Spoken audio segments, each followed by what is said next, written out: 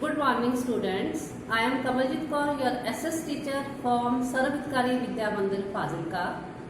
We are going to discuss the lesson 3 of 9th class.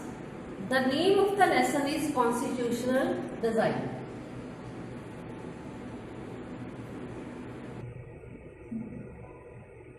Now we start the overview of the lesson. Overview means introduction of the lesson, which are in your book page number 39। Overview में आपको ये बताया जाएगा कि constitution जरूरी क्यों है किसी भी कंट्री के लिए। देखो बच्चों, हमने अपने प्रीवियस चैप्टर्स में ये पढ़ा कि democracy is the best form of government, but अगर डेमोक्रेसी अडॉप्ट किया है इट मीन्स ये नहीं है कि जो रूलर्स हैं दे रूल एज दे वांट, वो वैसे रूल करे जैसे वो चाहते हैं, मतलब अपनी मर्जी से सारा काम करे। जो इलेक्टेड रूलर्स होते हैं उनको भी कुछ रूल्स को ओबे करना पड़ता है। All such rules together are called constitution. अगर हम सारे उन रूल्स को इकट्ठा कर दे, उनकी एक बुक बना दे, इट इज कॉल्ड कॉन्स्टिट्यूशन। आपको क्वेश्चन पूछा जा सकता है व्हाट इज कॉन्स्टिट्यूशन, तो सिंपली उसका आंसर है all the rules which are followed by the government and the citizen are called constitution। Constitution किसी भी कंट्री का सुप्रीम लॉ होता है, इससे अब कोई नहीं है, ना प्रेसिडेंट ना प्राइम मिनिस्टर।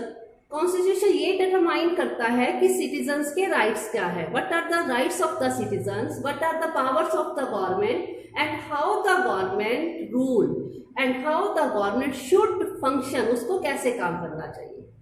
इस लेसन में हम यही कुछ बेसिक क्वेश्चंस को डिस्कस करेंगे। उसके बाद ये डिस्कस किया जाएगा why do we need a constitution, हमें कॉन्स्टिट्यूशन की जरूरत क्या है, कॉन्स्टिट्यूशन के बिना भी डेमोक्रेसी हम चला सकते हैं। But no democracy to is called true democracy without constitution. Constitution के बिना कोई भी जो डेमोक्रेसी है वो ट्रू डेमोक्रेसी नहीं होगी, वो सिर्फ प्रिडिक्ट करेगी।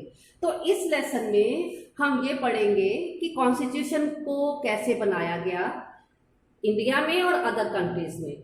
उसके बाद अगर एक बार कॉन्स्टिट्यूशन एक्सेप्ट कर लिया जाए, क्या can we make changes later as required, क्या गवर्नमेंट जब भी उसको लेटर जरूरत पड़े तो उसको वो चेंज कर सकती है। सबसे पहले हम डिस्कस करेंगे जो रिसेंट कॉन्स्टिट्यूशन बना है पूरे वर्ल्ड में, साउथ अफ्रीका का। हम चैप्टर जो है इससे स्टार्ट करेंगे, उसके बाद हम इंडियन कॉन्स्टिट्यूशन के बारे में पढ़ेंगे। Last portion of the lesson is concern with the Indian constitution, और फिर लास्ट में ये डिस्कस करेंगे कि कॉन्स्टिट्यूशन ने कैसे सिटीजन्स की लाइफ को और गवर्नमेंट के वर्क को बेटर बनाया। Student, let's we begin our chapter Constitutional Design. The topic is Democratic Constitution in South Africa. आपकी बुक के पेज नंबर 40 पर ये नेल्सन मंडेला की एक स्पीच है। You must read this speech. अगर आप इस स्पीच को पढ़ोगे तो आपको उसका नेक्स्ट जो है सारा समझ आ जाएगा। ये उनकी लास्ट स्पीच थी। इसके बाद Nelson Mandela who was the first president of South Africa, उनको ट्रेजन के आरोप में, ट्रेजन होता है देशद्रोह, ये एक ऐसा आरोप होता है किसी भी पर्सन के ऊपर कि उसने अपने ही गवर्नमेंट के अगेंस्ट कुछ गलत किया है। तो ट्रेजन के आरोप में वाइट जो साउथ अफ्रीका की गवर्नमेंट थी उन पर ये मुकदमा चलाया। उन्हें और उनके 7 अदर लीडर्स को लाइफ इम्प्रिजनमेंट की सजा सुनाई 1964 में। क्यों सुनाई? क्योंकि उन्होंने डेयर किया था अपैराडाइज रजीम को अपोज करने में। अब आप क्लियर करो what is apartheid system. It is a system on the racial discrimination, means नस्ली भेदभाव के ऊपर आधारित अपैराडाइज रजीम होता है। रजीम का मतलब किसी भी गवर्नमेंट का रूल। उन्होंने डेयर किया था कि जो व्हाइट गवर्नमेंट साउथ अफ्रीका पर रूल कर रही थी उसको अपोज करने का। इसके लिए उन पर ट्रेजन का चार्ज लगाया गया। उनको 28 ईयर्स के लिए जेल में डाला गया, उनको और उनके 7 अदर लीडर्स को। और जेल भी कौन सी? सबसे dreadful prison, the name of the prison is Robben Island. जैसे इंडिया की जो सबसे ड्रेडफुल जेल ब्रिटिशर्स के टाइम में अंडमान निकोबार की काला पानी की जेल थी, उसी तरह साउथ अफ्रीका की सबसे ड्रेडफुल जेल जो है वो है रोबन्स आइलैंड, वहां पर उनको भेज दिया गया। Students, look at this picture. You know, in the picture, it is the right danger. जो अपार्टमेंट सिस्टम को आप अगर समझना है तो इस पिक्चर के वे से आप समझ सकते हो। हर जो जो वाइट गवर्नमेंट थी, जहां पर भी बीचेस होते थे, पब्लिक प्लेसेस होते थे, साउथ अफ्रीकन के लिए वो लिख देते थे natives, Indians and coloureds. If you enter these premises, इन लोगों को वो कहते थे, नेटिव्स होता है जो जहां हमारा बर्थ प्लेस, जैसे हम इंडिया के नेटिव्स हैं, नेटिव्स, और जो यहाँ से इंडिया के लोग वहां माइग्रेट होकर गए हुए थे, कलर्ड मिक्स वाले हो गए। If you enter this premises at night, अगर आप इस प्रीमिसेस में, इस एरिया में रात को आओगे तो you will be listed as missing. आपका नाम भी, जैसे मिस्ड लोग होते हैं ना कि ये मिल नहीं रहे, आपका नाम उसमें लिस्ट में काउंट हो जाएगा। आर्म्ड गार्ड्स, जो यहाँ पर गार्ड होंगे, आपको शूट एट साइट हो जाओगे, आपको मार दिया जाएगा। जंगली डॉग्स आपको के ऊपर अटैक करेंगे। यू हैव बीन वेयर, आपको अवेयर किया जा रहा है कि इस एरिया से दूर रहो। Topic is struggle against paradise. Paradise एक ऐसी सिस्टम का नाम है जो साउथ अफ्रीका में बिल्कुल यूनिक था। It is based on racial discrimination, नस्ली भेदभाव, रंग के आधार पर जब भेदभाव किया जाता है, जैसे ब्रिटिशर्स हमारे साथ करते थे, हमें ब्लैक्स बोलते थे, डॉग्स बोलते थे, उसी तरह से साउथ अफ्रीका में वाइट गवर्नमेंट जो है वो वहां के नेटिव्स के साथ और इंडियंस के साथ और colour, like India, in South Africa there is also racial discrimination।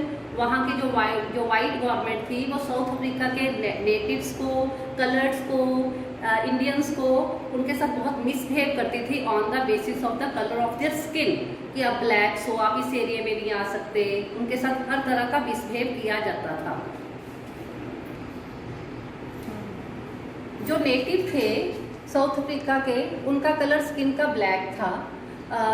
पूरी पॉपुलेशन में 3/4 जो थे वो ब्लैक्स थे। The total population of the south Africa is, जो अगर 100 है तो उसमें 3/4 जो थी पोर्शन वो ब्लैक्स की थी। इसके अलावा there are 2 more groups. One is mixed races, जिसमें मिक्स थे वो साउथ अफ्रीका के भी थे, अदर भी थे, और उनको कलर्ड बोला जाता था।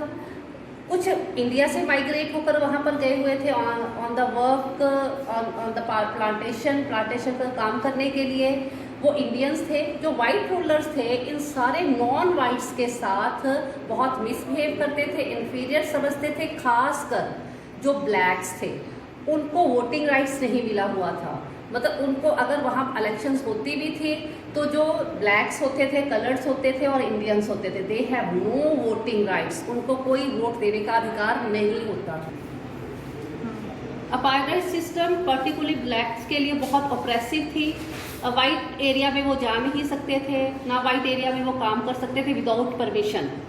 और उनके लिए बसेस के seats, taxis, hotels, hospitals, schools, each and everything is separated. उनको हर चीज़ वो उनके लिए सेपरेट थी। बीचेस में भी जो एरिया डिवाइडेड थे for the blacks and for the white, swimming pools भी अलग अलग थे। तो हर तरह का उनके साथ डिस्क्रिमिनेशन, भेदभाव होता था। पब्लिक टॉयलेट्स वो भी अलग थे। इस सिस्टम को सेग्रीगेशन भी बोला जाता है, नस्ली भेदभाव, मतलब अलगलाववाद, उनको अलग मानना। चर्चिस भी अलग थे, यहाँ पर वाइट वर्शिप के लिए जाते थे, वहाँ ब्लैक्स नहीं जा सकते थे। तो धीरे धीरे क्या हुआ, ब्लैक्स जो थे उनमें रिवोल्ट की सेंटिमेंट्स आई, भावना आई। उन्होंने प्रोटेस्ट करना शुरू कर दिया कि ये तो ट्रीटमेंट हमारे साथ बहुत ही ज़्यादा बैड है। जो वाइट्स थे यहाँ पर सिर्फ ट्रेड करने आए थे, लेकिन वो अगर न्यूमेरिकली भी देखें तो whites they are in less number, वो लेस नंबर में थे। लेकिन जो नॉन वाइट्स थे दे आर मेजॉरिटी, वो मेजॉरिटी में है। फिर भी उनके साथ इस तरह सा मिसबिहेव हो रहा है तो उन्होंने प्रोटेस्ट करना स्टार्ट कर दिया against the terrible treatment. Since 1950 जो ब्लैक्स थे, कलर्स थे, इंडियंस थे, उन्होंने इस सिस्टम के अगेंस्ट फोर्ट करना स्टार्ट कर दिया। उन्होंने मार्चेस निकालने, प्रोटेस्ट, डेमोन्स्ट्रेशन, स्ट्राइक्स करनी स्टार्ट कर दी। इनका एक ऑर्गेनाइजेशन था, उन्होंने एक अपनी ऑर्गेनाइजेशन, इसको हम पॉलिटिकल पार्टी नहीं बोलेंगे, इट इज एन ऑर्गेनाइजेशन, ये एक ऑर्गेनाइजेशन है। ANC, full form of the ANC is African national Congress, ये लीड कर रही थी। इसमें बड़े लोगों ने इसको ज्वाइन किया, इसमें वर्कर यूनियंस भी ऐड हो गए, कम्युनिस्ट पार्टी भी इसमें ऐड होगी। तो ये एक अम्ब्रेला ऑर्गेनाइजेशन था। अम्ब्रेला मतलब जैसे एक अम्ब्रेला सबको अपने नीचे लेकर चलती है, अपने साथ लेकर चलती है, वैसे ही ANC अफ्रीकन नेशनल कांग्रेस वो अपने साथ लेकर सबको चलती थी। जो कुछ देखो वाइट्स भी अच्छे थे, वो भी कुछ सारे लोग गलत नहीं होते, वाइट्स में कुछ सेंसिटिव वाइट्स भी थे, उन्होंने भी ANC को ज्वाइन किया। उन्होंने अपार्टाइड सिस्टम को के अगेंस्ट स्ट्रगल करना स्टार्ट कर दिया। जब ये बात इंटरनेशनल लेवल तक पहुंची तो सेवरल कंट्रीज ने भी ये अनाउंस किया कि जो साउथ अफ्रीका में वाइट गवर्नमेंट कर रही है इट इज़ अनजस्ट, वो अनजस्ट है, ख़त्म करना चाहिए। क्योंकि बट द वाइट जो रेसिस्ट गवर्नमेंट थी उसने बिना किसी सोचे समझे, किसी की बात नहीं सुनी, किसी तरफ कोई ध्यान नहीं दिया, उन्होंने उनको डिटेन होता है मतलब बिना जेल में डाले उनको उठाकर लेकर चले जाना, डिटेन कर द मिसिंग है, टॉर्चरिंग करना स्टार्ट कर दिया, killing thousand of the blacks and colour people. मतलब उन्होंने किसी की तरफ ध्यान ही नहीं दिया और अपनी जो टॉर्चर वाली नीतियाँ थी, पॉलिसीज थी, वो कंटिन्यू रखी। Students, the new topic is towards a new constitution, which is in your NCERT book page number 42. जैसे जैसे प्रोटेस्ट एंड स्ट्रगल जो थे वो इंक्रीज हुए तो वाइट गवर्नमेंट को रियलाइज हुआ कि अब वो ज़्यादा देर तक इन स्ट्रगल्स को, इन स्ट्राइक्स को, इन मार्चेस को इग्नोर नहीं कर सकते।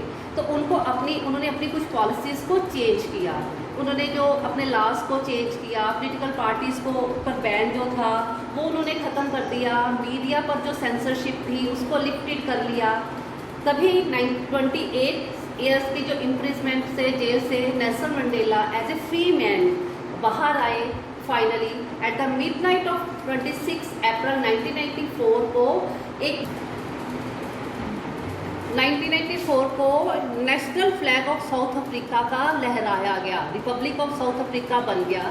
जो साउथ अफ्रीका था एक न्यूली बॉर्न डेमोक्रेसी बन गया, अपार्टाइड गवर्नमेंट जो थी ख़त्म होगी और मल्टी रेशियल गवर्नमेंट जो है वो वहाँ पर बन गई। लेकिन ये सब कुछ हुआ कैसे, अब उसके बारे में एक और स्पीच है नीचे नेल्सन मंडेला की, आप बुक में से उसको पढ़ना, आपको क्लियर हो जाएगा कि ये सब कुछ कैसे हुआ। ओके स्टूडेंट्स, तो आज हम इतना ही काम करेंगे। पेज नंबर 42 पर जो नेल्सन मंडेला की स्पीच दी गई है आप उसको ध्यान से पढ़ना, it is your homework and I will send the some question.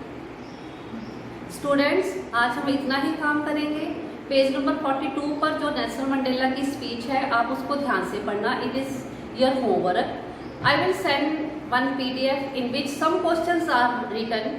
Try to write those questions in your notebooks and learn also. Next topic we will discuss in the next video. Stay safe, stay home.